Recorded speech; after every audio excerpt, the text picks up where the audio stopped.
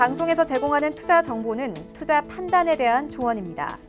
방송에서 제공하는 주식의 가치, 가격 상승 및 가격 하락에 대해서는 방송사에서 보장하지 않습니다. 시청자 여러분 안녕하십니까. 오늘장 내일장 2부 출발하도록 하겠습니다. 자, 이제 2부에서는 두 분의 전문가와 함께 시장 이야기 좀 나눠보도록 하겠습니다. 종목에 집중하고 종목 상담 계속 이어갈 텐데요. 종목 상담 원하시는 분들은 하나의 번호 나가고 있습니다. 100원의 정보 이용료 부과되는 샵 4989번을 통해서 종목명, 매수 가격, 비중 이 세 가지를 꼭 적어서 보내주시길 바랍니다. 잠시 뒤에 두 분의 전문가와 함께 상담 이어갈 예정이고요. 유튜브 채널도 활짝 열려 있습니다. 유튜브 접속 뒤에 서울경제TV 검색어 입력하시면 다양한 다시 보기 채널들이 열립니다. 라이브 채널, 실시간 채널 클릭해서 들어오시면 언제 어디서나 모바일을 통해서도 TV 채널과 동일하게 시청 가능하니까요. 저희 또 유튜브 채널도 많이 이용 부탁드리도록 하겠습니다. 코스피부터 만나보도록 하죠. 1972포인트대입니다. 일단 1900선 지지 확실히 받으면서 올라가는 모습 포착이 되고 있습니다. 자, 그래서 하루간의 흐름을 좀 확인할 텐데 그렇게 나쁘지 않습니다. 1976 고점 찍은 뒤에 장중 조정이 좀 나온 뒤에 다시금 올라가는 모습들이 현재 확인이 되고 있고요. 어제하고는 오후장이 좀 다릅니다. 오전까지는 비슷하게 그래프상으로 흘러가는데 오후에는 확연히 다른 모습들이 보여지고 있습니다. 물론 지수의 상승폭은 좀 기대에 못 미칠 수 있지만 계속해서 빠지지 않고 상승폭을 키우는 데 의의를 둬야 될 것 같습니다. 수급 주체 만나보도록 하죠. 기관이 계속 사주네요. 2,592억 원, 그리고 비슷한 물량을 외국인은 팔고 있습니다. 외국인 매도 물량 2,506억 원, 개인은 229억 원 팝니다. 기관은 전주체가 매수를 하는 것 같이 보이는데 투신만 지금 파네요. 93억 원 정도 소폭의 매도가 투신에서 나오고요. 금융투자와 연기금에서 주로 사줍니다. 코스닥 시장 넘어가 볼까요? 627입니다. 630선 이제 향해 달려가고 있고요. 1%대 급등 계속해서 유지합니다. 하루간의 흐름 좀 확인해 보도록 하겠습니다. 자, 보시면 627 장중 고점 부근에서 지금도 움직이고 있는 상황입니다. 하루 흐름 보시면 코스피보다 코스닥이 훨씬 더 탄력적으로 움직인다라고 보실 수가 있을 것 같고요. 다음 살펴볼까요? 수급 주체입니다. 외국인이 536억 원을 순매수해주고 개인, 기관은 팝니다. 기관은 전주체가 지금 매도를 하고 있고요. 다음 살펴보도록 하죠. 1210포인트, 1210원대에서 지금 움직입니다. 일단 장중에 1210원이 살짝 이탈이 되기도 했는데 1210원대는 좀 지키려고 하는 움직임들이 포착이 되면서 더 이상의 하락은 보이질 않고 있습니다. 금일폰 방송에서 제공해드리는 정보는 투자 판단에 대한 조언일 뿐입니다. 해당 주식의 가치와 수익률 보장해드리지 않는다는 점 참고해 주시길 바랍니다. 마감 전략 바로 이어가 보도록 하겠습니다. KTB투자증권 여의도 지점의 이성훈 과장입니다. 안녕하세요. 네, 안녕하십니까. 오늘 시장은 나쁘지 않은 것 같습니다. 시장 흐름 정리해 주시고요. 마감 전략까지 함께 들어볼까요? 네, 오전에는 하락세로 출발한 이후에 어떤 개인의 순매수로 인해서 상승세로 전환하는 모습 보여주고 있고요. 간밤에 뉴욕 증시가 하락하는 모습 보여주었지만 어떤 우리나라 시장 같은 경우에는 큰 이슈를 좀 갖고 가지 않지 않았나 생각이 됩니다. 우선 미국 증시가 미국과 중국의 무역 분쟁 우려에 여기에 또 제조업 지수 부진이 겹쳐서 어떤 그 시장이 하락해서 마감했지만 우선 우리나라 시장에서는 이미 좀 무역 분쟁 우려가 이미 좀 반영되어 왔고 또 스몰딜 가능성이 좀 커진 점이 봤을 때는 시장이 좀 긍정적으로 갈 가능성이 좀 있지 않을까 이렇게 판단이 됩니다. 코스피보다도 이제 코스닥 지수 같은 경우에 오히려 좀 상승률을 더 크게 갖고 가는 걸로 봐서는 이제 과대 낙폭에 의한 낙폭을 회복하는 과정에 있어서는 시장에서는 좀 이 부분을 더 코스닥의 중소형주를 더 주목하지 않았나 지금 판단이 되고 있고요. 오늘 특징적인 상황 같은 경우에는 여러 가지 종목들이 좀 오늘 상승률을 좀 갖고 가는데 우선은 안국약품이죠. 우선 대표이사 구속 소식에 급락하는 모습을 지금 보여주고 있고, 그 다음에 지금 현재 율호 같은 경우에도 취재주 변경 때문에 상한가까지 가는 모습을 좀 보여주고 있습니다. 여기에 아시아나 예비 입찰 참여를 하고 있는 애경, 미래, 현대산업 같은 경우가 일제히 좀 약세를 지금 보여주고 있는데, 우선 전일이었죠. 아시아나항공 최저주주인 금호산업과 매각 주관사죠. CS증권이 아시안코 매각을 위한 예비 입찰을 좀 마감하면서 어느 정도 이 증권사, 그러니까 예비 입찰 참여사의 불확실성이 좀 높아지는 전망을 잇따라 내놓으면서 좀 하락하는 점이 좀 특징적이지 않나 이렇게 좀 판단이 됩니다. 그렇다면 남은 시간 동안에 저희가 눈여겨볼 만한 종목이 있습니까? 네, 말씀드릴 종목은 슈프리마 종목 다시 한번 좀 말씀을 드리도록 하겠는데요. 우선 올해 2분기 때 순이익이 긍정적인 상황을 보여주면서 하반기 때 다시 한번 이 2분기 상승세를 그대로 이어가지 않을까 판단이 되고 있습니다. 역시 바이오사인의 매출액 증가 부분이 본업 가치가 계속해서 증가하는 모습 보여주고 있고 2분기 때의 그런 요인이었죠. 실적 상승 요인인 이 원화 약세가 이 슈프리마 실적 개선의 요인이었는데 하반기 때도 약간의 지금 원화 약세 흐름은 좀 이어지지 않을까 지금 판단이 되고 있고 특히 4분기 같은 경우에는 이 바이오 인식 시스템이 성수기라고 볼 수 있습니다. 그렇기 때문에 이 하반기 때는 2분기 실적 이상을 좀 계속 이어갈 것으로 좀 판단이 되고 있고요. 특히 이제 증권사 같은 경우는 목표 주가를 46,000원까지도 내고 있는 상황이니까 지금 현재 가격에서도 크게 어떤 업사이드가 열려있지 않나 이렇게 생각이 됩니다. 매수가는 22,950원 말씀드리고요. 목표가는 25,000원, 손절가 21,000원 말씀드립니다. 네, 오늘 말씀 여기까지 듣도록 하겠습니다. 고맙습니다. 네, 감사합니다. KTB투자증권 여의도 지점의 이성훈 과장과 함께했습니다.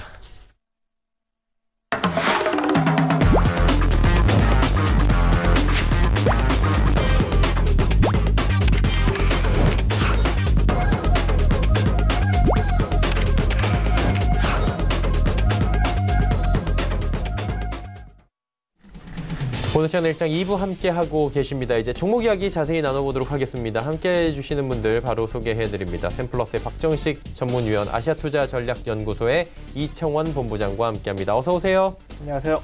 네, 이제 종목 이야기 바로 출발하도록 하겠습니다. 박 의원님부터 출발할까요? 네, 누리플랜부터 보도록 하겠습니다. 새로 가지고 오셨네요. 네, 상당히 지금 소형 회사이고요.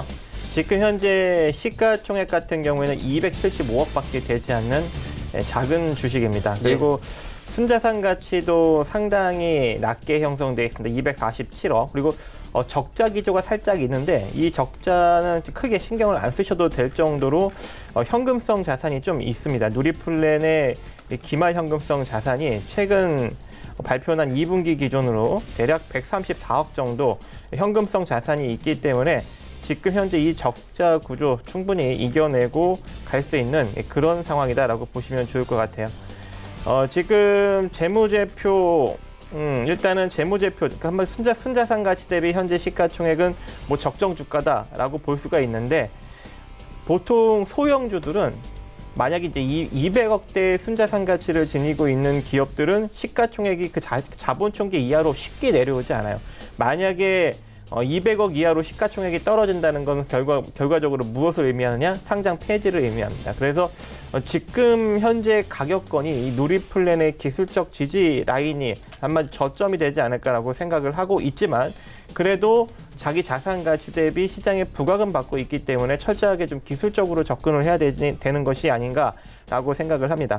이 누리플랜 같은 경우에는 경관 조명 사업 그리고 경관 시설 사업, 디자인, 설계, 제조, 설치를 주사업으로 하고 있는 도시 경관 전문 회사입니다. 신규 사업으로는 안개 소산 장치, 고출력 지향성 스피커, 그리고 배경 제거 장치 등을 추진하고 있는데 여기서 수증기성 배경뿐만 아니라 유증기, 분진, 악취 등의 입지상 배경 처리가 가능한 배경 저감 시스템을 개발하면서 미세먼지 관련 섹터에도 좀 엮여있는 그런 상황이다라고 여러분들이 판단하시면 좋을 것 같아요. 다시금 또 이제 미세먼지가 일정 부분 불어닥칠 가능성이 매우 높아졌기 때문에 이 누리플랜이 단기적으로도 일정 부분 상승력이 나타날 수 있지 않을까라고 생각을 하고 있습니다. 그래서 웬만하면 여러분들 한 누리플랜 같은 경우에는 5,000원 이하로 분할 매수하시는 게 좋을 것 같고 당연히 이제 소형주다 보니까 소액으로 하셔야겠죠. 그리고 손절 라인은 좀 밑에 가격을 잡아드리고 싶은데 그래도 손실이 좀 커지면 여러분들이 힘들 수도 있고 또 최근에 시장 리스크가 다시 또 나타날 수 있는 가능성도 존재해서 손절 라인은 한 4,900원으로 짧게 잡아드리도록 하겠습니다. 목표는 제가 한번 파동을 한번 대략적으로 잡아보면 한 5,700원 정도로 볼 수 있을 것 같아요. 근데 파동을 다시 한번 잡아서 보여드리도록 하겠습니다. 자, 여기서 보시면 최근 하락폭에서 61.8%, 38.2% 구간인 5,700원 정도 자리. 자, 여기까지 일단 기본적인 반등력을 바라보면서 베팅을 하시면 좋을 걸로 생각이 됩니다. 자, 그 다음 종목 보도록 하겠습니다. 한일단조입니다. 한일단조. 자, 한일단조 같은 경우에는 제가 지속적으로 수없이 수익을 내고 있는 그런 종목이기도 합니다. 과거에 이때 한 대략 1,480원 정도 때 투자해서 뭐 1,900, 1,800원대 매도를 여러 번 하면서 빠져나왔었고, 자, 이번에도 하락장세에서 제가 1,500원대에 베팅을 해서 좀 물려 들어가긴 했지만 다시금 반등이 나올 때 본전 수준 또 평단을 낮춰서 수익권으로 빠져나오는 그런 또 전략을 구사했었습니다. 근데 시세가 다시금 밀리지 않는 것으로 보아 이대로 일정 부분 상승력을 줄 것으로 보여지고 있습니다. 자동차 부품도 단조 부품도 만들고 있고, 그리고 또 그 탄체, 그죠? 미사일 아니면 탄두 이런 탄체를 만드는 그런 회사이기 때문에 방산 테마에도 일정 부분 엮여 있습니다. 뭐 조선 항공산업 쪽에 단조 부품도 만들고 있기 때문에 이 단조 쪽에서는 거의 국내에서 기술력이 으뜸이다라고 칭할 수 있을 정도의 상당히 좋은 회사인데, 단조 부품을 만들다 보니까 이 회사의 수익성이 좀 낮습니다. 그러니까 언제나 이 제조 기업들, 특히 이제 금속을 가공하는 기업들은 매출액 대비 수익성이 굉장히 낮아서 영업이익이 좀 미미하게 나타나고 있기는 하지만 그래도 안정적인 매출액과 그리고 매출액이 지속적으로 성장을 하고 있고, 그로 인해서 자산 가치도 조금씩 증가하고 있는 그런 상황이고, 순자산 가치는 1,000억이지만 현재 시가총액은 432억으로 상당히 저평가권에 머물러 있는 단조 회사입니다. 그래서 여러분들이 좀 안정적으로 시장이 하락력이 나올 수 있음에도 좀 안정적으로 노릴 수 있지 않을까라고 생각을 하고 있고, 지금 현재 1,440원 정도의 공략을 하셔도 될 것 같습니다. 하지만 이제 손절은 좀 짧게 여러분들이 잡으셔야 될 것 같아요. 대략 1,390원 내지는 1,380원 정도 손절 잡고 접근하시고, 이대로 만약에 반등력이 한번 또 세게 나오면은 1,570원이나 1,660원 정도까지 한번 기대 수익을 짧게 창출해낼 수 있지 않을까라고 생각을 하고 있습니다. 최근 북한이 지속적으로 SLBM 이야기를 하고 있고, 또 그 SLBM을 탑재할 수 있는 잠수함도 건조 중에 있기 때문에 조만간 그 잠수함 다 건조되면 한 발 정도는 시험 발사해보지 않겠습니까? 그렇게 된다면 한일단조도 일정 부분 반등력이 나올 수 있기 때문에 지금 구간부터 너무 고액으로 접근하시기보다는 소액으로 평단을 좀 낮춰 끌고 내려가는 그런 투자를 한번 해보셔도 괜찮을 거라고 생각을 합니다. 저점은 한 1,200원 정도까지로 열어보고 내려오는 족족 평단을 좀 크게 끌어내리는 그러한 투자도 가능하다라고 생각을 하는데, 그래도 여러분들이 또 그런 투자를 하시면 시간도 많이 필요하고 또 답답해할 수도 있으니까 일단은 지금 현재 구간에서는 1,380원 내지는 1,390원 손절 라인 잡고 1,570원 내지는 1,660원까지 단기 수익 창출하는 전략으로 가시면 좋을 것 같습니다. 그 다음에 사조 시푸드 보도록 하겠습니다. 자, 사조 시푸드도 상당히 저평가되어 있는 그런 시푸드 업체입니다. 여러분들이 잘 아시다시피 일단은 통조림, 사조 통조림도, 참치 통조림도 유명하고요. 그리고 이제 횟감용 참치를 많이 포획해가지고 일본에 수출 중에도 있고, 그리고 여러 가지 이제 가공식품도 제조하고 있습니다. 일단은 이 회사의 핵심 포인트는 상당히 매출액과 영업이익이 증가하고 있음에도 불구하고 순자산 가치 2,244억 대비 현재 시가총액이 923억밖에 되지 않는다라는 겁니다. 그럼 이런 회사들은 지금 일단은 뭐 시장이 약세고 뭐 강력하게 부각받을 수 있는 이슈력이 확연하게 나타나지 않기 때문에 지금 주가의 위치에 있을 뿐이지, 만약에 시장이 일정 부분 살아나고 뭔가가 이슈가 하나 붙기 시작하면은 대시세를 줄 수도 있는 그런 종목 중에 하나입니다. 그래서 여러분들이 이 사조시푸드는 지금 가격 이하로 시를 두고 평단을 낮춰가면서 좀 모아가신다면 중장기적으로 상당히 큰 수익을 낼 수 있는 그런 기업이기도 하고, 뭐 짧게 노린다면 최근에 일본 후쿠시마 관련 방사능 오염수 방류 수혜주로도 또 거론이 되고 있기 때문에 최근에 또 이쪽 이슈가 또 계속 은연중 나타나고 있죠. 근데 시장에 뭐 강력하게 딱 부각받지는 않는 것 같아요. 근데 조만간 터질 수 있겠죠. 도쿄올림픽도 얼마 남지 않았고. 그래서 만약에 터지게 된다면 순식간에 전고점 6,200원 정도는 넘어주지 않을까라고 생각을 합니다. 그래서 목표가 한 6,600원 정도까지 보시고 손절가 4,900원 잡고 지금 현재 가격 이하로 지속적으로 시의를 두고 조금씩 분할 매수를 해 나아가신다면 충분히 중기적으로 이슈가 한번 터질 때 강력한 시세 흐름을 맛보실 수 있을 거라 생각을 하고 있습니다. 이상입니다. 네, 사조시푸드까지 세 종목에 대한 가격적인 전략들까지 들어봤습니다. 이청원 본부장 연결합니다. 어떤 종목부터 출발할까요? 예, 첫 번째 종목은 써니전자입니다. 공사는 전자제품과 부품 제조 판매, 그리고 도소매업 정보통신에 관한 하드웨어와 소프트웨어 제조업체입니다. 핵심이라고 할 수 있는 도소매업 정보통신에 관한 사업을 살펴보게 되면 초고속 인터넷을 위한 정보통신 기술의 발전을 기반으로 하고 있는 지능형 단말기와 접속 교환 시스템은 IP 기술을 기반으로 하고 있는 데이터, 음성으로 변환되는 등 다양한 유무선 접속 기술의 진화가 이어지고 있습니다. 이러한 상황에서 동사는 음성은 물론이고 초고속 인터넷, 영상까지도 주고받을 수 있는 고도화된 기술을 지속적으로 선보이고 있죠.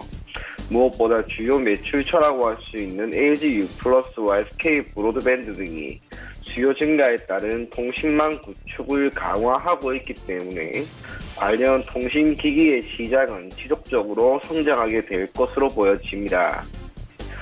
해당 종목은 테마의 성격도 가지고 있죠. 많은 분들이 아시는 것처럼 안철수 의원 테마 종목입니다.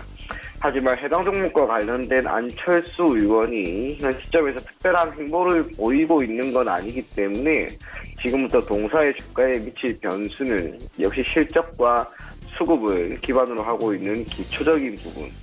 이러한 상황에서 동사의 실적을 살펴볼 경우 매출은 43억 원, 영업이익은 소폭 적자 전환되었습니다. 하지만 해당 실적이 어느 정도 시장에 충분히 반영되었다라고 하는 판단 아래 이제 수급을 살펴볼 경우 최근 들어 외국인의 매수세가 지속적으로 유입되고 있음을 우리가 알 수가 있죠. 우선 오늘 동사가 시장의 흐름에 걸맞지 않게 크게 하락하고 있습니다. 하지만 오늘처럼 조정이, 즉 특별한 이유도 없이 나오는 이런 조정을 오히려 우리는 매수 기회로 삼을 필요가 있을 것으로 보여지고요.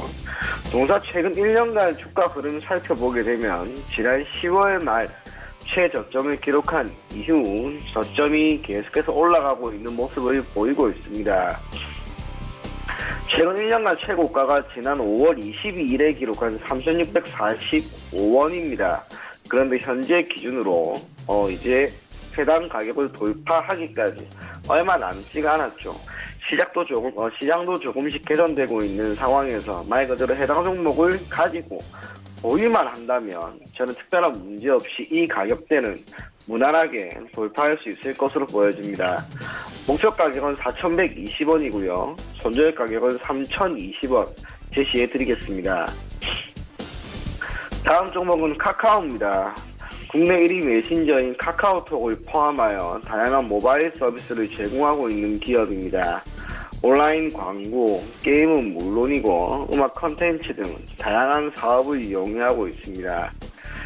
핵심인 모바일 메신저 부문을 살펴볼 경우 국내 1위 메신저인 카카오톡을 토대로 한 수익 창출은 계속해서 이어지고 있고 카카오톡을 토대로 한 광고 상품인 카카오톡 보드의 시장은 국내 모든 매체를 통틀어 높은 파급력을 보이고 있죠. 그리고 선물하기 서비스, 카카오 메이커스 등의 사용을 통해 이용자의 관심은 지속되는 상황입니다. 포털 사이트로 다음을 이용하고 있다는 점, 당사의 모바일 게임 사업부가 카카오에서 카카오 게임즈로 통합이 되면서 입지를 구축하였고, 음악 컨텐츠 부분에서의 강화는 엔터테인먼트를 비롯한 신규 사업 부문의 기회를 창출할 수 있다는 점이 매우 고무적입니다. 카카오페이를 기반으로 하고 있는 결제 수단까지 보유하고 있기 때문에 결국 동사는 현재 매우 다양한 사업 영역에서 긍정적인 결과를 보여주고 있음을 알 수가 있습니다. 실적 개선세 충분히 기대할 만하죠. 영업이익 기준으로 1,572억 원. 이는 전년 대비 2배 이상 증가한 수준입니다. 당기순이익 또한 큰 폭으로 증가할 것으로 보이기 때문에 동사의 기업 가치는 결국 장기적으로 매우 좋은 결과를 줄 수 있을 것으로 보여집니다. 이제 기술적으로 살펴보게 될 경우 우선은 동사가 오늘이죠. 최근 1년 기준 최고가를 경신했습니다.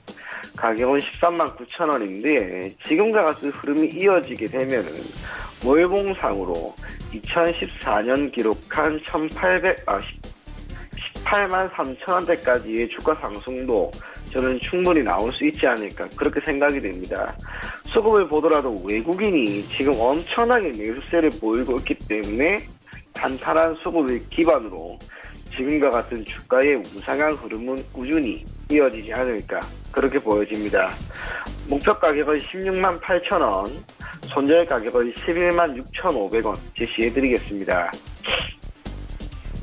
다음 종목은 아진산업입니다. 동사는 자동차 부품 그리고 산업기계, 농기계의 부품을 생산 판매하고 있는 기업입니다. 그 중에서도 차량의 충돌 시 전달을 최소화하는 자동차 차체 보강 패널류를 주된 상품으로 생산을 하고 있고요.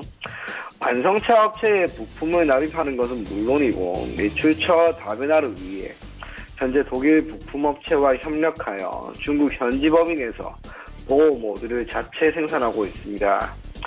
핵심은 국내 완성차 업체의 경기 상황이라고 할 수가 있는데 다행히 올 상반기 기준 국내 자동차 산업의 생산은 전년 대비 1.2% 증가하였고 수출은 2.5% 증가했습니다. 기자에는 현대 팰리세이드가 44,800대나 생산이 되었다고 하는 점과 쌍용 고란도가 전년 대비 50% 증가한 9,000대를 생산했다는 점. 무엇보다 수입차의 판매 부진 속에 국내 차량에 대한 우호적인 평가가 국내 완성차 업체의 경쟁력을 강화하였다고 할 수가 있습니다. 이러한 상황에서 동사는 전체 매출의 90%를 현대차에서 얻고 있습니다. 그 중에서도 주요 제품인 자동차 차체 보강 패널은 현재 산타페, 아반떼, 아이오닉을 비롯한 전 차종에 공급되고 있다는 점. 그리고 완성차 업체의 경기가 소폭 개선됨에 따라 실적 또한 개선되고 있죠. 올 상반기 기준 매출액은 전년 대비 40%나 증가한 2,270억 원. 그 중에서도 중국 시장에서의 매출 증가가 매우 뚜렷하다라고 하는 점에서 추후 중국 시장에서의 영업 확대가 실적 개선을 크게 부를 수 있지 않을까 그렇게 생각이 됩니다. 탄소 섬유 관련 종목이라는 점 또한 눈여겨볼 필요가 있는데 정부가 직접적으로 탄소 섬유에 대한 국산화 기대감을 높인 상황에서 추후 수소차 핵심 재료로 꼽히는 탄소 섬유의 개발은 동사의 기업 가치를 매우 크게 증가시킬 수 있을 것으로 보여집니다. 목표 가격은 4,350원이고요. 손절 가격은 2,950원. 제시해드리겠습니다. 아진산업까지 3종목 들어봤습니다. 총 6종목에 대한 이야기 함께 나눠봤고요. 이제 단기 접근했던 종목들 리뷰 바로 해보도록 하겠습니다. 지난 시간에 한일단조 말씀해 주셨습니다. 오늘 추천주에도 있었는데 결과 어땠어요? 한일단조 조금씩 올라가고 있습니다. 그래서 급등은 아직은 안 나왔죠. 그렇죠. 예. 보유하신 분들은 이 상태로 계속 끌고 가시면 좋을 것 같습니다. 단기 종목으로 언급을 드렸지만 일단 흐름이 긍정적이고 이 상태로 뭐 끌고 갔을 경우 뭐 급등력도 일정 부분 나올 수 있기 때문에 조금 더 뭐 여유를 두시고 한 수행격으로 끌고 가신다면 아까 제가 이제 언급드린 대로 충분히 긍정적인 결과를 뭐 1,550원 내지는 뭐 1,660원 정도까지도 낼 수 있다라고 생각을 합니다. 손절 라인 1,380원에서 90원 정도만 잘 지켜주시면 될 것 같습니다. 네.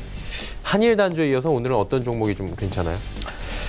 누리플랜입니다. 누리플랜. 첫 번째로 오늘 소개해 주신 종목이죠? 네. 예. 이 누리플랜 같은 경우 일단은 현금성 자산이 좀 많습니다. 적자임에도 불구하고 현금성 자산이 100억이 넘게 보유하고 있기 때문에 충분히 이 적자 기조를 좀 이겨낼 수 있을 것 같고 순자산 가치가 이제 200억대지만 시가총액도 200억대로 이제 뭐 바닥을 거의 다졌다라고도 볼 수 있고 지금 위치에서는 뭐 기술적으로도 뭐 단기 급등력이 나오지 않을까라고 생각을 하고 지금 현재 이 우기가 조금 지나고 나서는 또 이제 미세먼지가 불어닥친다면 또 그 관련 이슈로도 또 부각받을 수 있는 가능성도 존재하기 때문에 이 누리플랜을 여러분들께 단기 추천주로 소개를 해드리고 목표는 한 5,700원 정도까지만 보시면 좋을 것 같고 손절은 뭐 4,900원 정도로 한 짧게 잡고 가시면 좋을 것 같습니다. 네. 누리플랜까지 이야기 나눠봤고요. 이청훈 본부장 연결합니다. 더구전자 지난 시간에 말씀해 주셨잖아요. 결과 어땠습니까? 네. 우선 추천한 이후 오늘까지 약 9% 최대 한 10% 정도의 상승하는 흐름이 이어졌습니다. 다만 더구전자 같은 경우에는 제가 단기적으로 비록 지난주에 여러분들에게 드리긴 하였지만 해당 종목은 중기나 장기적으로 가지고 갈 것을 권하는 기업입니다. 그래서 지금 기술적으로 보게 되면 우선 1차적으로 저항선이 있는 5,870원 이 가격대까지는 무난하게 오를 겁니다. 특별한 악재가 없다면 충분히 오를 수 있으니까 해당 종목을 보유하고 계신 분은 지금 시점에서 정리를 하지 마시고 조금 더 보유하시되 약 3개월 이상 길게는 올 연말까지 한번 가지고 가시면서 목표 가격으로 7,000원까지 한번 보유할 것을 권해드리겠습니다. 조금 더 가져가보자라고 말씀을 해주셨고요. 그렇다면 더구전자에 이어서 오늘은 어떤 종목이 단기적으로 볼 때 괜찮아 보입니까? 네, 오늘은 써니전자입니다. 그 써니전자가 아까 이야기해드린 것처럼 오늘 시장이 좋은 상황에서도 사실상 5% 이상 하락하고 있습니다. 그런데 특별한 악재가 지금 있는 게 아니란 말이에요. 특별한 악재가 있는 게 악재가 없는 상황에서 주가의 조정이 나온다라고 하는 건 이걸 우리는 한편으로 추가적인 매수를 하거나 신규 진입하기 위한 저가 매수 신호로 받아들이시는 게 좋습니다. 기술적으로 보더라도 지금 생명선이라고 할 수 있는 22평선에 지금 캔들이 정확하게 안착이 되어 있습니다. 아마 당분간 써니전자가 오늘을 만약 저점으로 해서 움직인다면 당분간 저는 오늘 현재 가격 이하로 써니전자는 내려오지 않을 것으로 보입니다. 그래서 써니전자를 이번 주에 단기 접근 종목으로 추천을 해드릴 거고요.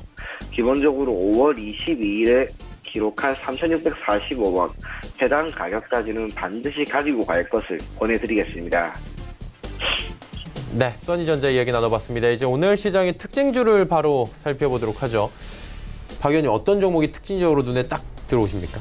오늘은 좀 개별주 시장인 것 같고 그쵸. 그중에 이제 한 유로가 아침부터 뭐 그냥 급등력으로 상한가를 가버려서 이 종목에 대해서 한번 간단하게 보았더니 생소하네요, 종목이 좀. 그렇죠. 예. 자바 기반의 인베디드 소프트웨어 회사이고요. 그리고 어플리케이션 플랫폼 등 모바일 미들웨어 플랫폼을 개발하고 있습니다. 근데 이 회사 같은 경우 밑으로 쭉 내려보시면 적자 구조가 좀 심해요. 적자 구조가 심하고 218억의 순자산 가치를 지니고 있는데 현재 565억이거든요. 자기 자산 가치 대비 지금 2배 이상 부각받고 있고 적자 구조로 지니고 있기 때문에 현재 이 상승력을 쉽사리 우리가 좀 따라 들어가기는 어렵지 않을까라고 생각을 하고 있습니다.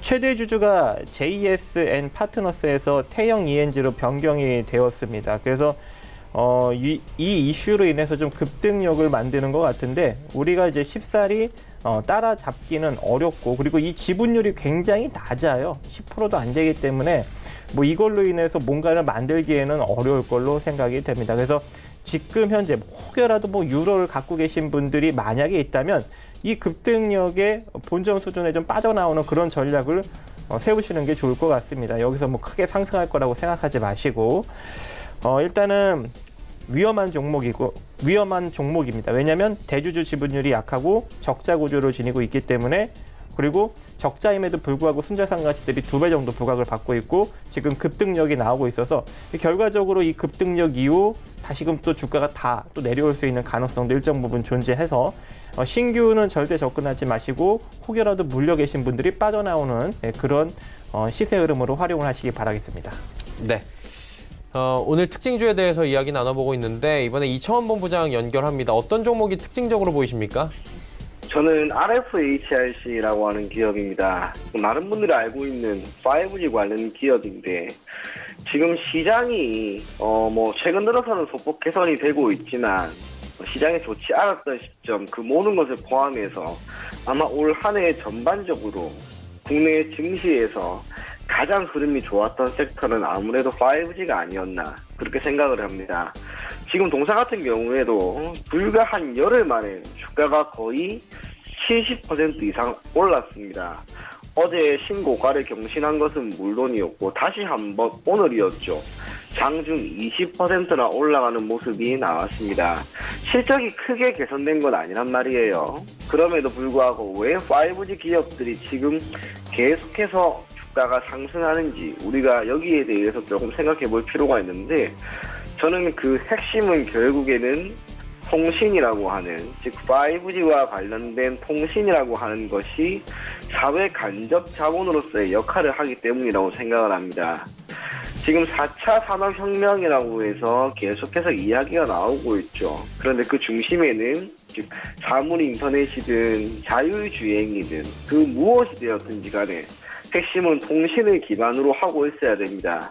그런데 이러한 통신이 단순하게 안정성뿐만 아니라 속도의 측면에서도 대중들로부터 인정을 받아야 되고, 이 5G라고 하는 것이 아무래도 두 가지를 충족하는 만큼 현재 사람들로부터 많은 관심을 받고 있지 않나 그렇게 생각을 합니다. 그래서 5G는 이제 사회 간접 자본으로서의 역할을 할 것이기 때문에 정부의 지원과 기업의 투자는 앞으로도 이어질 겁니다. 단순하게 해당 섹터를 하나의 테마로 생각하는 것이 아니라 매우 장기적인 관점에서 적어도 많은 사람들이 5G 관련 스마트폰 가입을 하고 이용을 하는 그날까지 계속해서 좋을 수가 있습니다.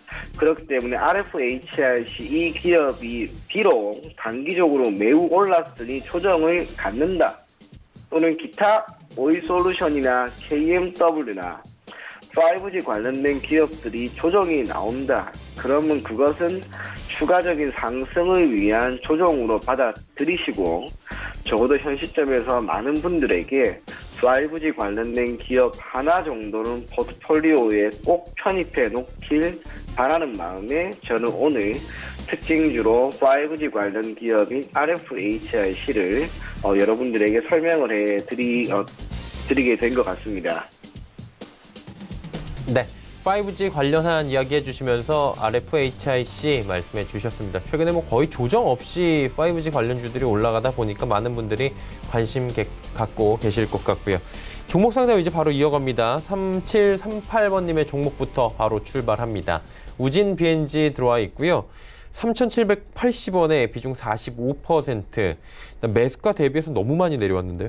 네, 그래서 이 종목 좀 쉽지 않은 상황인 것 같습니다. 지금 보시면은 동물용 의약품 제조, 판매하는 회사이고요. 재무제표를 보더라도 적자 구조가 상당히 지속적으로 나타나고 있기 때문에 이러한 적자 구조로 인해서 이 종목이 대시세가 나오기는 조금 어려울 거라고 생각을 합니다. 순자산 가치 또한 376억이기 때문에 현재 시가총액 583억이 상당히 지금 자산가치 대비 좀 올라가 있는 상황이죠.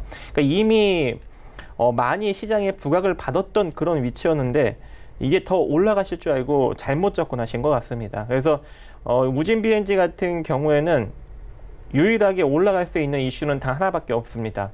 뭡니까 여러분? 돼지열병이죠. 그죠? 돼지열병이 우리나라로 넘어오면 이 종목 올라갈 수 있어요. 근데 그게 지금 넘어올지 안 넘어올지 알 수가 없잖아요. 그죠?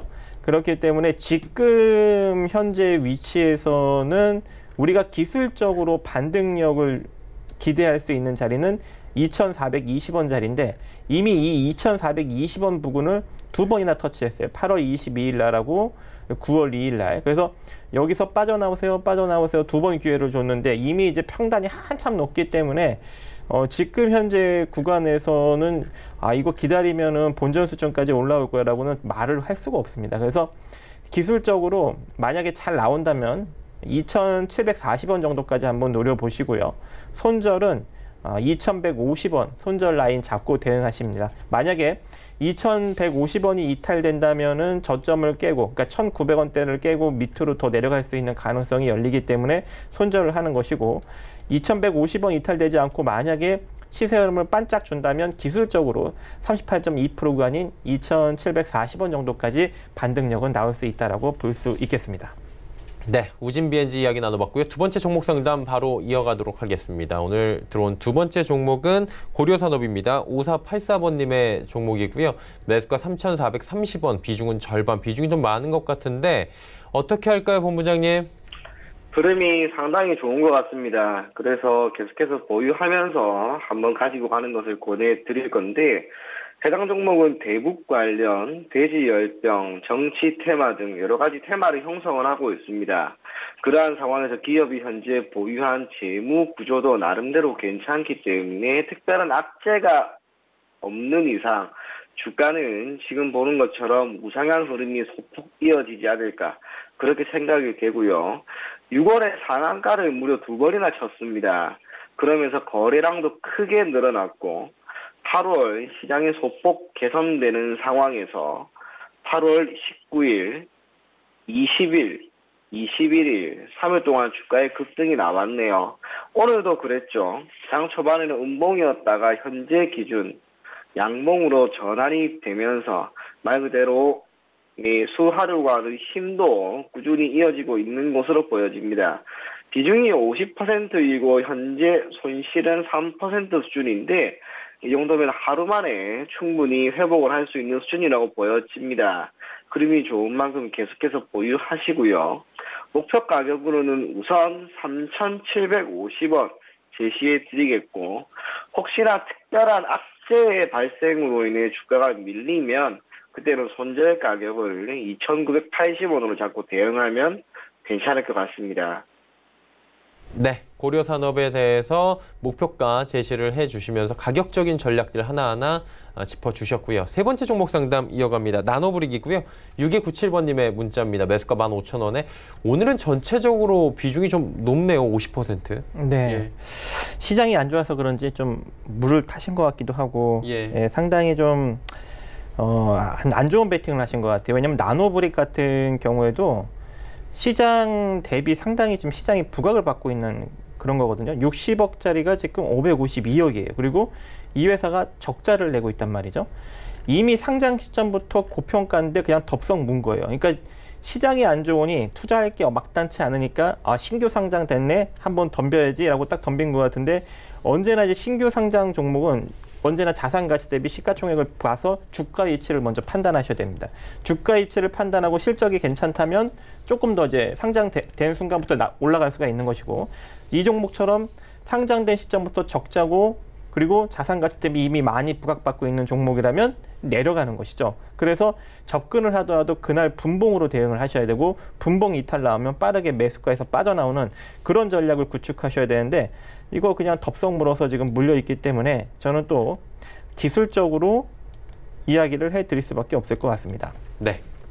지금 현재 파동적으로 보면요, 하락폭에 정확하게 38.2% 구간인 13,000원 구간까지 정확하게 되돌림이 나왔어요. 우리가 언제나 하나의 파동이 나오면은 그 되돌림 자리를 38.2% 구간까지를 볼 수가 있는 거거든요. 근데 이미 그 자리를 2번이나 터치를 했어요. 여기가 일단은 빠져나오는 자리인데, 만약에 지금 현재 이 자리에서 못 빠져나왔다면 12,000원이 손절 자리입니다. 이 자리가 이탈되면 그냥 깔끔하게 손절하시는 게 더 득이에요. 그리고 이탈되지 않고 반등력 나오면 다시 13,000원 정도에 빠져나올 준비를 하시고, 돌파가 되면 14,000원까지만 보시는 이러한 기술적 접근을 하셔야 될 것으로 생각이 됩니다.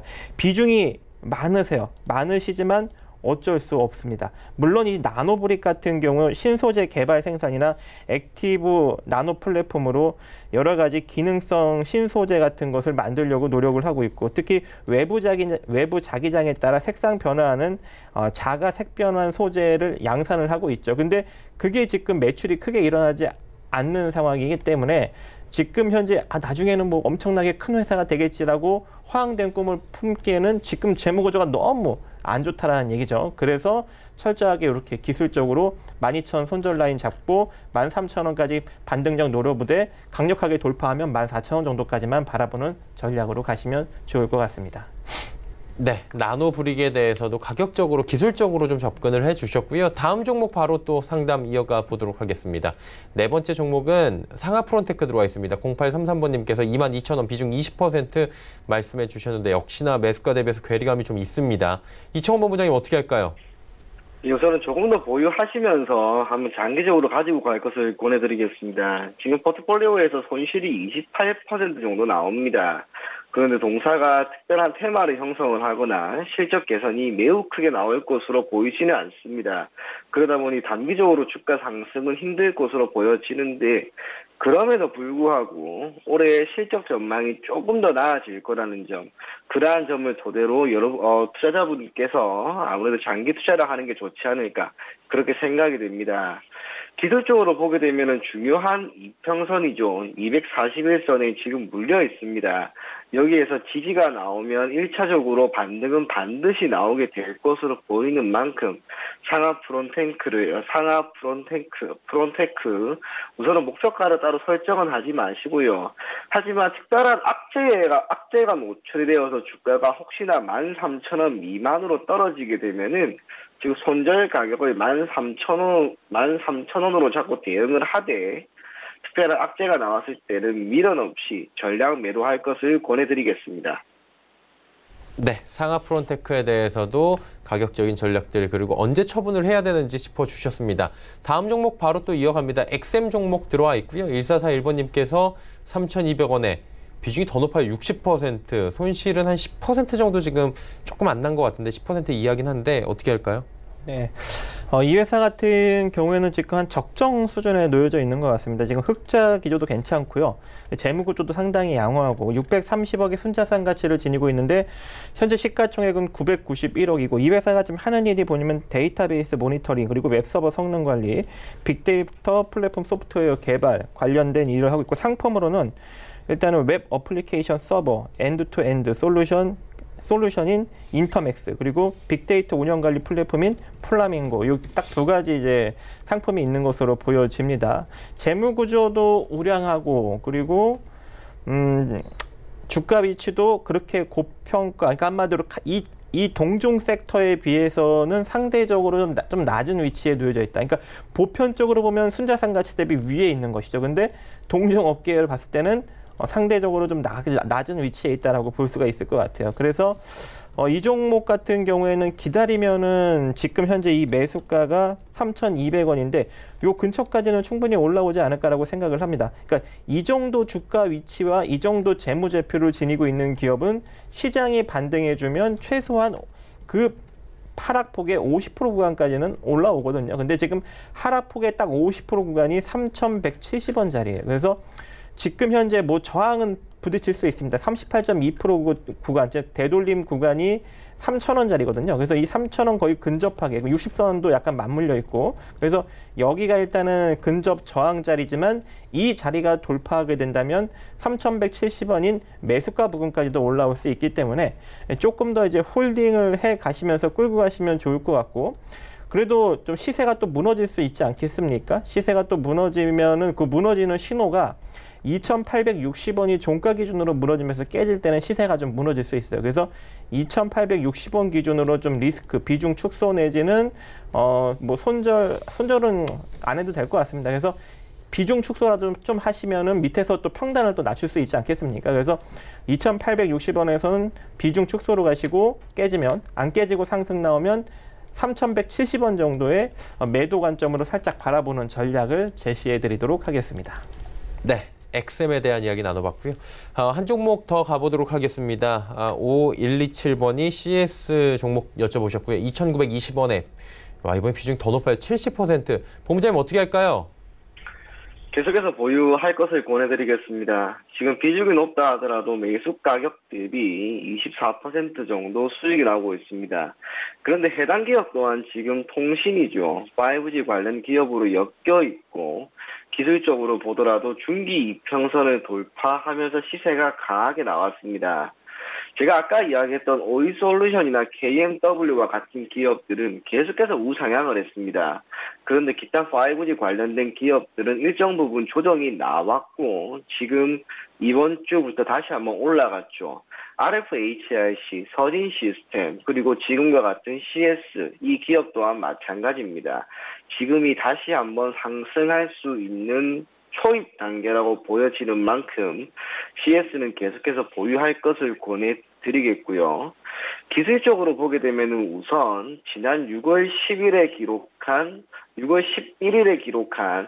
4,390원 해당 가격대까지의 주가 상승 가능성은 어느 정도 열어두시는 게 좋습니다.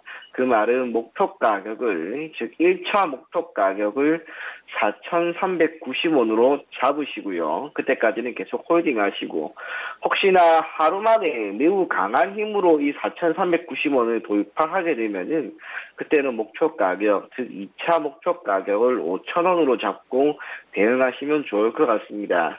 산업 자체가 탄탄하기 때문에 수급 또한 매우 안정적이기 때문에 결코 해당 이슈, 해당 산업이 단기간에 무너질 일은 없을 것으로 보여집니다. 계속해서 보유할 것을 권해드리겠습니다. 네, CS 종목 상담까지 함께 했고요. 오늘 긴 시간 함께 해주신 두 분은 이쯤에서 먼저 보내드리도록 하겠습니다. 오늘은 샘플러스의 박정식 전문위원, 아시아투자전략연구소의 이청원 본부장과 함께 했습니다. 고맙습니다. 감사합니다. 감사합니다. 지수가 3시 이후부터 갑작스럽게 지금 올라왔는데요. 특히나 코스피 지수가 마감 지수 정리하도록 하겠습니다. 코스피 보시다시피 앞자리가 달라졌네 하실 겁니다. 1970포인트대에서 움직이던 시장이 1980포인트 위로 지금 올라왔고요. 단숨에 75선 뚫고 그냥 다 소화하면서 올라옵니다. 하루간의 흐름을 좀 정리해 봐야 될 것 같은데 제가 말씀드린 대로 1972포인트, 73포인트대에서 지속적으로 움직였습니다. 장중에 조정 나오면서 1970 아래까지 내려왔고요. 그런데 보시다시피 15시경부터 갑작스럽게 지금 지수가 튀어오르기 시작하는데 1984포인트대, 85포인트대까지 한때 올라가기도 했습니다. 갑작스럽게 한 10포인트가 넘게 급등을 하는데 수급에 좀 변화가 생긴 겁니다. 수급 보시면 2천억 원대를 사주던 기관이 무려 3,831억 원을 현재 순매수를 해주고 있는 상황입니다. 매수 물량 자체가 어마어마하게 늘어났는데요. 주로 금융투자 쪽에 프로그램 매수가 강하게 지금 베팅이 들어온 상황입니다. 2,301억 원이나 순매수가 들어왔고요. 연기금도 지지 않습니다. 1,454억 원. 연기금 이번 주 내내 사고 있었는데 오늘도 또 어마어마한 물량을 가져갑니다. 투신만이 116억 원 매도하고 있고요. 개인도 소폭 매도였는데 일단 지수가 워낙에 올라가다 보니까 일단 던지고 보자, 수익 실현하자라는 개인들이 늘어나면서 1,056원대까지 6억 원대까지 매도 물량이 쌓였습니다. 그리고 외국인의 매도가 지금 2,936억 원대까지 늘어나면서 이 물량들 개인과 기관이 받고 있다라고 보시면 될 것 같고, 기관 가운데서는 연기금뿐만이 아니라 은행은 팔고 있고요. 보험 쪽에서도 소폭 매수하고 기타 금융 쪽에서도 소폭 매수, 그리고 사모펀드 쪽에서도 198억 원 비교적 강하게 사고 기타 법인도 161억 원이나 순매수를 해주면서 시장 끌어올려주고 있는 상황입니다. 수급을 최근에 좀 잘 보셔야 된다라고 많은 분들이 이야기를 하죠. 그렇다면 이 수급이 어디로 갔는지 시총 상위주들 살펴보도록 하겠습니다. 보시면 삼성전자 보합권, 약보합권이었는데 단숨에 튀어오르네요. 1.39%. 사실 1.39% 오르는 게 뭐의 대수냐 싶겠지만 삼성전자가 마이너스에서 플러스권으로 이 정도 돌면 지수 가만히 다른 종목 다 있다고 해도 0.25%가 올라가는 겁니다. 그러다 보니 지수 자체의 영향도 생겼고요. 덩달아서 SK하이닉스 상승권역에서 더 상승폭 키워가고 나머지 전기전자 업종도 잘 갑니다. 현대차도 보합권까지 올라왔고요. 네이버도 지금 상승 전환에 성공을 하는 모습입니다. 투심 자체가 좋아졌네요. 다음 살펴보도록 하죠. 6위부터 10위 종목들입니다. 현대모비스, 셀트리온, 신한지주, SK텔레콤까지 모두 올라가는 가운데 셀트리온이 상승폭을 더 키웠고요. LG화학만 1,000원 정도, 두 호가 정도 빠지면서 잠시 쉬어가는 분위기입니다. 코스닥 시장 바로 넘어갑니다. 코스닥 시장 LG생건이 0.49% 올라갔다. 코스피 시장 잠깐 보셨고요. 시총 순위가 좀 바뀌었었네요. 예, 코스닥 보시면 628.71포인트 올라가고 있습니다. 1.4%의 상승인데 8포인트가 넘게 올라가죠. 하루간의 흐름 봅니다. 코스닥도 장 후반에 더 잘 갑니다. 보시면 계단식으로 조금씩 올라가기 시작하다가 3시 이후부터 상승폭을 다시금 키워가는 모습 포착이 됩니다. 수급 주체 보시면 외국인의 매수 물량 590억 원, 개인 기관 여전히 파는데 기관 매도 물량이 좀 줄어들었네요. 다음 살펴보도록 하죠. 시총 상위주들입니다. 셀트리온 헬스케어가 2.21% 올라가고 헬릭스미스, KMW, 펄어비스까지 모두 올라갑니다. 5G 관련주들 오늘도 훨훨 나는 모습 포착이 됩니다. CJ ENM만 조정 나오는데 6위부터 12종목들 살펴보도록 하죠. 스튜디오 드래곤 빠집니다. 결론적으로 보자면 오늘 엔터 업종만 조금 조정이 나오고요. 나머지 업종 괜찮습니다. 메디톡스 상승폭 줄입니다. SK머티리얼즈, HLB 올라가고 있는데 HLB가 상승폭을 소폭 더 키우면서 47,700원대까지 올라오고 있습니다. 전체적으로 보자면 코스닥 시장 제약바이오 대형 종목들의 오늘 선전이 눈에 띕니다.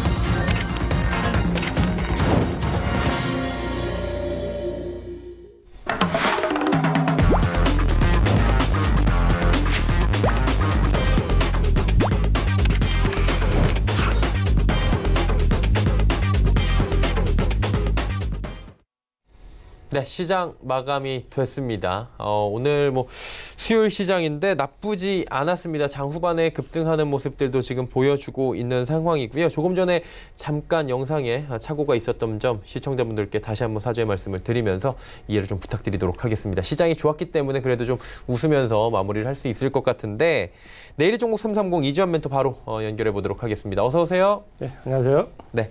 장 괜찮았거든요. 어떻게 보셨습니까? 네, 코스피 코스닥 시장 오랜만에 상승폭을 좀 키우면서 지수로 봤을 때 상당히 이제 기분 좋은 하루가 되셨을 거라고 말씀드리겠습니다. 이렇게 시장이 기분 좋게 상승했을 때 항상 좋은 내용을 좀 전달해주면 좋은데 시장의 이제 내면을 좀 살펴보게 되면은 조금은 우리가 경계를 하고 가야 될 부분이 있기 때문에 이 시간에 반드시 꼭 이 부분을 또 짚어봐야 되겠죠. 우리 시장이 좀 내면의 모습을 오늘 좀 살펴본다면 먼저 시장의 크게 상승 모멘텀과 하락 모멘텀이 이미 노출된 재료들에 의해서 계속해서 시장이 이제 좀 내성이 생기는 모습을 보여주고 있습니다. 시장의 상승 모멘텀이라고 보면은 여전히 글로벌 대한 미중의 경제 부분이 실마리를 찾았다 못 찾았다 찾았다 못 찾았다에 따라서 등락을 좀 일비하는 모습을 좀 보여주고 있는데요. 오늘은 이제 시장이 상당히 안 좋은 모습으로 미국 시장이 시작했다가 낙폭을 좀 줄인 이유가 좀 이 부분을 해결할 수 있는 대안이 좀 제시됐죠. 바로 이제 스몰 빅딜이라고 부분적으로 해결할 수 있는 부분을 먼저 해결하자라는 좀 논리가 나오면서 어느 정도 해결의 기미도 나오지 않을까라는 기대감이 우리 시장에 좀 반영돼 나왔습니다. 하지만 지금 현재 수급적으로 좀 보시면 우리가 꼭 체크를 하고 넘어가야 될 부분이 있는데요. 외국인들의 매도 물량이 9월달 들어와서 상당히 큰 폭으로 확대되고 있습니다. 오늘 장도 상당히 기분 좋게 상승을 했지만 외국인들은 약 3천억 가까이 물량을 좀 뱉어내면서 코스피 시장에서 물량을 좀 계속해서 내보내는 모습을 보여주고 있는데요. 반면에 지금 현재 우리 장이 좀 상승의 모습을 키워가는 부분은 외국인의 선물 매수와 기관의 매수, 현물 매수라고 좀 보여주는데요. 이 부분을 좀 보시면 구조가 상승장에서보다는 하락장에 좀 가까운 상승의 모습을 보여주고 있습니다. 자, 이 부분 차트를 잠깐 보겠습니다. 화면을 좀 보시면은 오늘 외국인이 코스피 시장에서 3,500 정도 매도, 코스닥 시장에서 600억 정도 매수를 했습니다.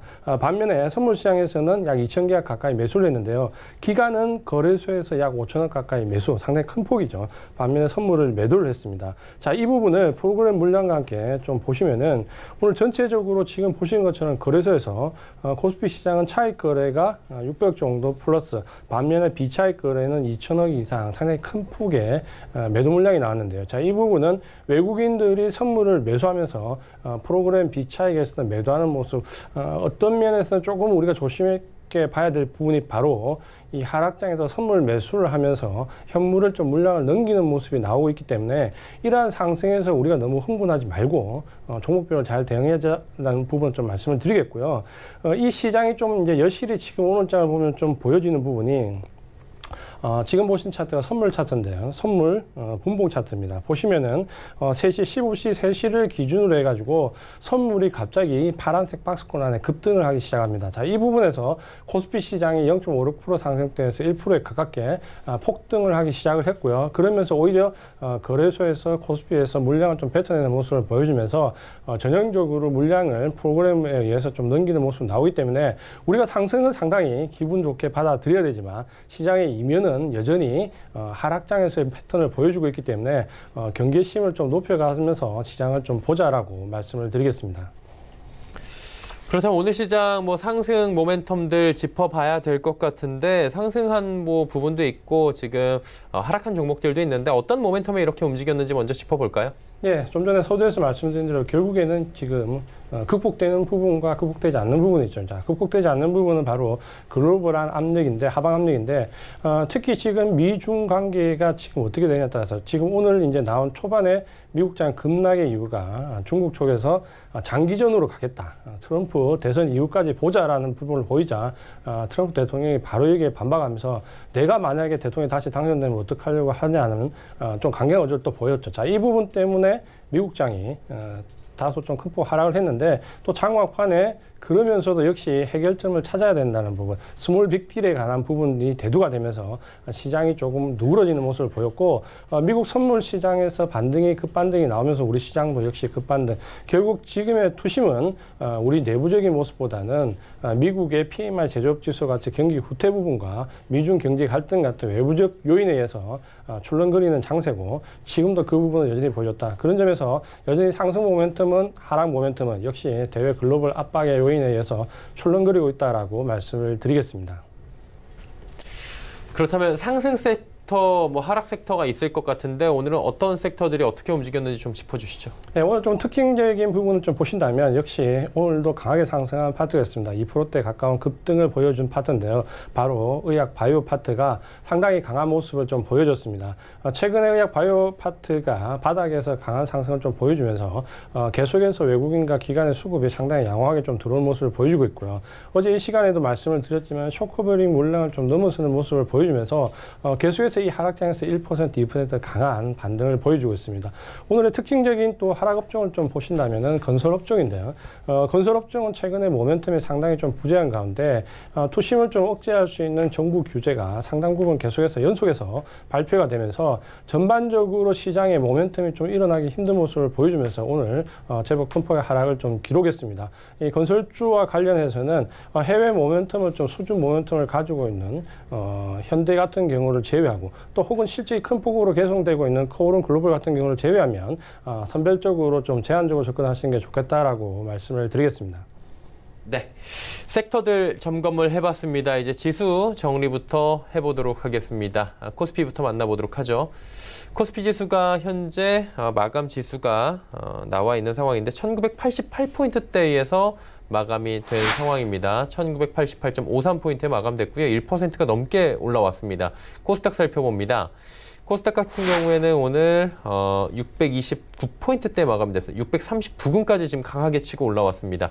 원달러 환율도 체크해 보도록 하겠습니다. 환율은 7원 40전 내리면서 결국에 1210원대를 깨고 내려오는 모습이 포착이 되네요. 자, 이어서 내일의 종목 330 주제부터 살펴봅니다. 자, 신약 모멘텀 바이오 종목 옥석 가리기라고 정해 주셨습니다. 뭐 시장의 뜨거운 감자죠. 지금 제약 바이오주들이 모멘텀이 있는 것인가, 바닥을 다진 것이냐 여러 가지 의견들이 지금 분분한데 일단 뭐 이렇게 구체적으로 정하신 이유가 있을 것 같아요. 어떤 이유에서 오늘 주제 정하셨습니까? 네, 사실 어제 우리 예리한 앵커께서 질문을 하셨고 예. 이 부분을 사실은 좀 말씀을 드리려고 준비를 하고 있었는데 바로 말씀을 하셨기 때문에 오늘 바로 주제로 정해버렸습니다. 네. 최근에 의약 바이오 업종이 좀 뜨겁게 움직이고 있고 상당히 외국인과 기관 수급이 몰리기 때문에 개인들이 우리가 한번 크게 이 종목에서 큰 손해를 보고 물러났기 때문에 아마 지금 다시 의약 바이오 업종 절치부심하시는 분들 상당히 많을 겁니다.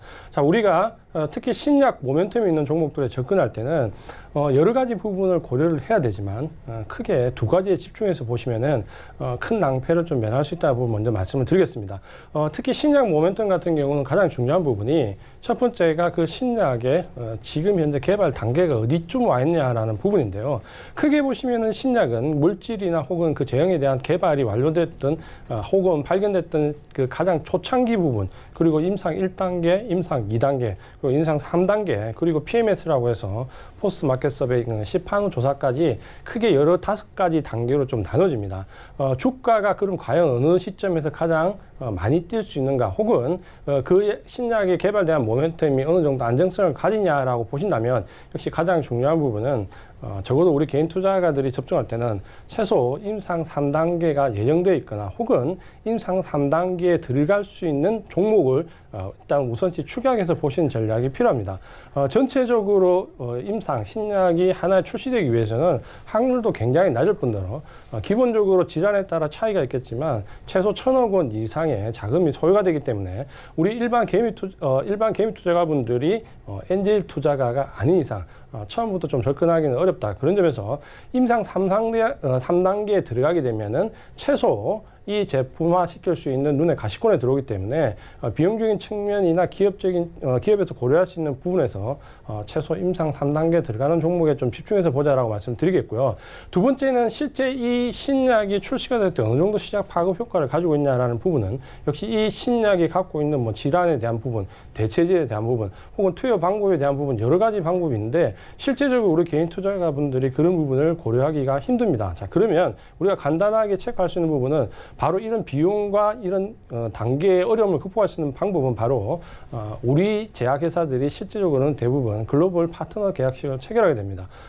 만약 이 신약 물질이 실제로 제품화될 수 있는 가능성이 높다라고 하면 대부분 임상 1단계부터 글로벌 파트너십 계약을 체결하게 되고요. 최소한 이 글로벌 파트너십 계약이 체결되지 않더라도 국외적인 지원을 상당 부분 받으면서 임상 단계별로 입금을 받을 수 있는 계약을 체결하게 됩니다. 자, 그러면 지금 현재 이런 계약이 체결됐냐 안 됐냐 여부, 이 두 가지를 꼭 확인하시면 되는데요. 결론적으로 말씀드리면 첫 번째, 신약 모멘텀이 있는 종목은 최소 임상 3단계에 들어가 있는 종목, 그리고 글로벌 파트너십 계약이 체결된 종목 위주로 추격해서 보신다면 우리가 너무 섣불리 접근해서 낭패를 당한 경우를 좀 막을 수 있겠다라고 말씀을 드리겠습니다. 네. 주제에 대한 이야기들, 그리고 뭐 신약 얘기들 쭉 나눠봤는데, 그렇다면 오늘은 저희가 지켜볼 만한 뭐 장 이후에 내일장에서 볼 만한 종목이 있습니까? 네, 시장이 지금 단기적인 바닥권에 시장의 질을 떠나서 일단 반등권에 들어와 있기 때문에 조금 단기간의 모멘텀을 노려볼 수 있는 종목 위주로 접근을 많이 하시는데요. 이렇게 단기간 시세도 좀 기대할 수 있고 레벨업을 오늘 할 수 있는 종목을 좀 말씀드리려고 하는데요. 바로 하나 에어로스페이스입니다. 하나 에어로스페이스는 이름이 상당히 낯선데 사실 보시면 하나 테크윈입니다. 사명을 개명했는데 예전에 삼성 테크윈에서 넘어온 종목이죠. 잘 알고 계시는 대로 방산 부분 파트에 좀 특殊화되어 있고요. 여기에 최근에는 이제 항공기 엔진이나 가스터빈 같은 운송 장비 쪽으로도 상당히 기술력을 가지고 있는 회사입니다. 회사 자체가 지금 현재 삼성에서 하나로 넘어왔기 때문에 인력의 구조조정이라는 부분과 회사 내의 구조조정인 부분, 사업 부분을 좀 더 추격하는 조정에 대한 움직임이 강했기 때문에 지난해는 실적이 그렇게 두각을 나타낼 수 있는 부분이 아니었습니다. 하지만 최근에는 이런 부분이 많이 개선이 되면서 상당 부분 실적이 올해 기대가 되고 있는 종목이기도 합니다. 최근에 실적이 2분기부터 상당히 개선되는 모습을 좀 보여주고 있고요.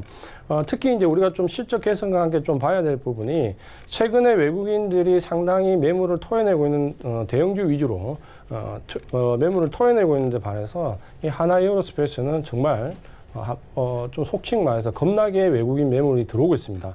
이 부분은 아무래도 지금 현재 하나 인수 합병 이후에 구조조정을 거친 다음에 실제적으로 모멘텀에 의한 상승이라기보다는 펀더멘탈에 기반을 둔 레벨업 국면에 들어와 있다라고 보시면 될 것 같습니다. 전체적으로 매출액을 보시면은 현재 상당 부분 4조 4천억대에서 올해는 5조 3천억대 크게 증가할 걸로 예상이 되고요. 영업이익 같은 경우도 구조조정 외에 영업외 부분이 모두 다 소멸됐기 때문에 530억대에서 1,600억대 큰 폭으로 개선될 것으로 기대가 됩니다. 자, 이렇게 보시면은 실적이 큰 폭으로 개선되고 인수합병 이후에 펀더멘탈이 확연히 좋아지고 있고 외국인의 수급이 강하게 들어오기 때문에 이 어려운 장세에서 그래도 조금 추가적인 추세적인 상승을 좀 볼 수 있는 종목이다라고 말씀을 드리겠습니다. 네. 한화 에어로스페이스 말씀을 해주셨는데 한 가지 좀 여쭤보고 싶은 게 방산주가 많이 눌려 있었어요. 그동안 사실 에어로스페이스뿐만이 아니라 굳이 한화를 꼽아주시는 겁니까? 아니면 방산주 섹터 자체가 지금 좀 돌만한 그런 매기가 왔다는 겁니까? 방산주 전체 일단 바닥은 좀 잡혔다라는 좀 관점을 가지고요. 특히 한화 에어로스페이스 같은 경우는 어려운 가운데서도 방산 실적이 좀 탄탄했습니다. 전체적인 매출 비중에서 꾸준하게 상승한 부분이 바로 이 방산 파트인데요. 그런 점에서 한화 에어로스페이스는 방산주로서 실적도 상당히 좀 개선되어 있고요. 아무래도 지금 현재는 남북 관계 혹은 우리 한일 관계에 따라서 이 방산주는 모멘텀이 좀 등락을 거듭하고 있습니다. 하지만 이런 모멘텀이 좀 소멸되는 이런 종목보다는 좀 펀더멘탈에 좀 기반을 둬서 진입할 수 있는 종목으로 좀 보신다면 한화 에어로스페이스는 그런 점에서 방산주이기도 하지만 펀더멘탈이 개선되고 있는 운송 장비주이기도 하기 때문에 두 가지 겸상을 할 수 있는 종목이다 말씀드리고요. 방산주는 지금 현재 조금은 바닥권에서 시간 조정이 좀 필요한 국면이다라고 말씀을 드리겠습니다. 네. 그렇다면 뭐 탑픽으로는 한화 에어로스페이스를 꼽아주시는 게 맞는 거죠, 오늘에는? 예, 맞습니다. 예, 알겠습니다. 오늘 말씀은 여기까지 듣도록 하겠습니다. 고맙습니다. 감사합니다. 내일의 종목 330 이지환 멘토와 함께 했고요. 카카오톡 오픈 채팅방에 내일의 종목 330 치면 또 이지환 멘토와 따로 이야기를 나눠보실 수 있다고 하니까요. 관심 있으신 분들은 접속하셔서 많은 이야기 또 여쭤보시면 될 것 같습니다. 금일 본 방송에서 제공해드린 정보는 투자 판단에 대한 조언일 뿐입니다. 해당 주식의 가치와 수익률 보장해드리지 않는다는 점 참고해 주시길 바랍니다. 오늘장 일정 저희가 준비한 소식은 여기까지입니다. 편안한 오후 시간 보내시길 바랍니다. 저희는 내일 오후 2시에 뵙겠습니다. 고맙습니다.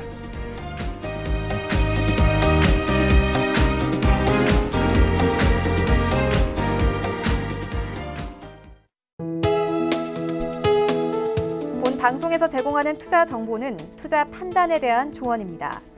방송에서 제공하는 주식의 가치, 가격 상승 및 가격 하락에 대해서는 방송사에서 보장하지 않습니다.